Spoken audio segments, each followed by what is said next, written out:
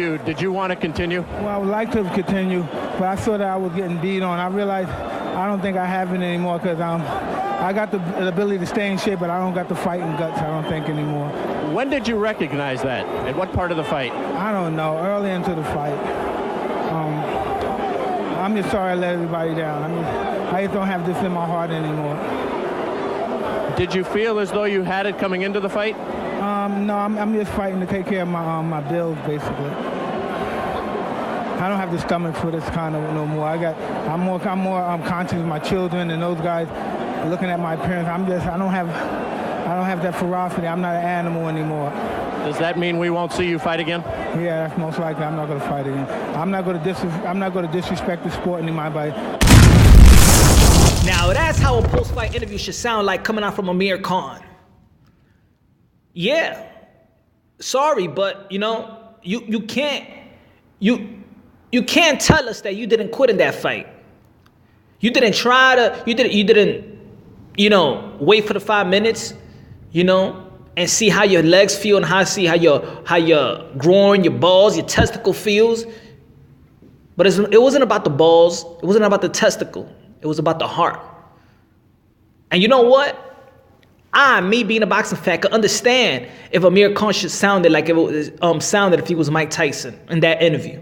I would have respected. I would have understand. Like, people got to remember whether you're a boxing fan, a casual fan. But let me tell you like this: it is not easy getting punched in the face for a living. That's why it takes some time. That's why it takes balls. That's why it takes testicle. That's why it takes cojones. That's why it takes the type of heart to get inside that ring or that octagon and live that type of life. Once you become a millionaire, you'll ask yourself, what the hell that I'm doing this for? At the end of the day, what the hell that I'm going to get a brain damage? What the hell that I'm going to put my family through watching me get beat up? I've gone to sleep before. What I'm trying to do that in front of my kids? I'm already good. They're already going to go to the best schools. I'm already living a good life. I already got the wife that I wanted to have. I already got the life that I wanted to have. I'm already a celebrity. I'm already a household name in my own country. I'm already respected. What am I doing this for? To prove me or to prove what? To prove myself that I could fight? No. You already proved that. Going through the amateurs, going through your professional career, you already proved that. Prove what? Because at the end of the day, AMIR KHAN will beat Terence Crawford. If he would have beat Terence Crawford, you know what everybody would have said? Oh, AMIR KHAN, but let's see how you could do against Errol Spence. Then he would have had to prove that. Then they would have been like, oh, but Terence Crawford wasn't a full-fledged welterweight. He beat Jeff Horn, he beat Benavidez. Look, let me tell y'all something. We love boxing. We like to talk about boxing. We have channels. It's our passion to talk about boxing and things of that nature. But you know what? At the end of the day, you and I know boxing fans are the worst fans in sports. We never, and I'm speaking in general, not really me. Because I talk about this in other videos about how to respect these fighters and not to discredit the fighters and things of that nature. But you're never going to satisfy the fans. There's always something to gain. If Mayweather couldn't satisfy the fans, ain't nobody gonna satisfy the fans. When you're beating everybody up, he ain't fighting nobody. Then when he loses, I told you that's why he lost. I told you he wasn't all that. He was fighting a bunch of bums. If you look at all the people's career, you're always gonna find that type of pattern. Even Mike Tyson had that. Mike Tyson ain't fighting nobody and stuff. Look who he won his first belt against, Spinks. He wasn't even a full-fledged heavyweight. Roy Jones Jr. ain't fighting nobody. He not really pound for pound. He ain't fighting nobody. Triple G ain't fighting nobody. They're always gonna have some. They always want you to do the impossible. The impossible is that you're not gonna satisfy the fans. You're not. It don't matter. You fight God. They're going to be like, but who made God? Everybody makes somebody. The guy who made God. You're never going to satisfy the fans. I believe that's what AMIR KHAN, that interview should have sounded like, just like a Mike Tyson. But not everybody is real as Mike Tyson. That's why we all love Mike Tyson. Because it's as real as it come. And not just as a fighter, but as a human being. It's just real, raw, and uncut. He keeps it real. It takes a lot of balls to get in that ring, and it takes a lot of balls to say what Mike Tyson said in that interview. You could see by AMIR Khan's face. It ain't there no more.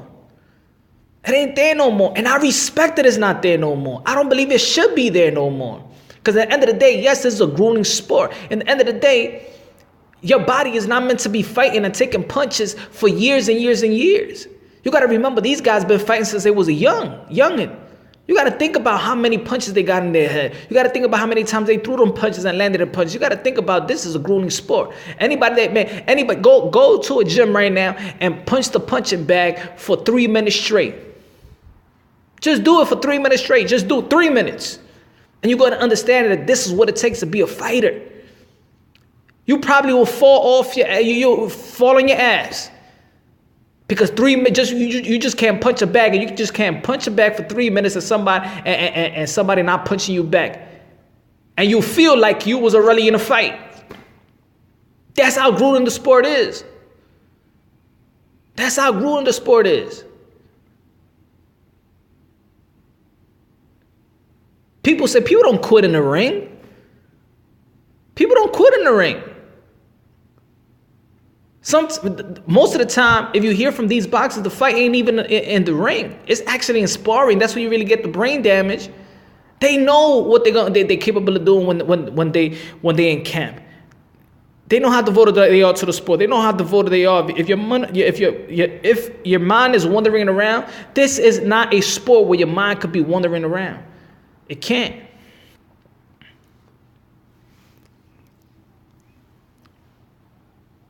It takes a lot of balls to do what Andre Ward does. Leave when he's on top, but it takes a lot of smart also to leave when he leaves. Because what was going to be next for Andre Ward? Think about it. What people was talking about. Is he going to fight in the heavyweight? That's the problem. He beat Cove, and then it's like, oh, he going to fight in a cruiserweight, or he's going to go to the heavyweight. Do you want to see Andre Ward versus Deontay Wilder? Do you want to see Andre Ward versus Anthony Joshua? Come on. That's the sport. The fans. AMIR Khan is not about that you don't have no heart. It's that you don't have heart for the sport anymore. You don't have the heart to take those punches and throw those punches to live the fighter's life. You don't have the time, heart for it. And of course, people are gonna be like, oh, but you don't know. You can't say how he feels. Dude, we could see it. It's not a problem, AMIR Khan. It's not a problem to keep it real. We understand. Real boxing fans and real, genuine, humble human beings understand that it's not about you having no heart. You got a heart. You a warrior. Everybody that steps in that ring is a warrior. Everybody that steps in that ring is a warrior. From a B level to a Z level, you a warrior. So all those trolls around, man, they don't know nothing. They low lives. Tell Mike Tyson that he don't got the heart for something. You just don't got the heart to live that same life. And I understand.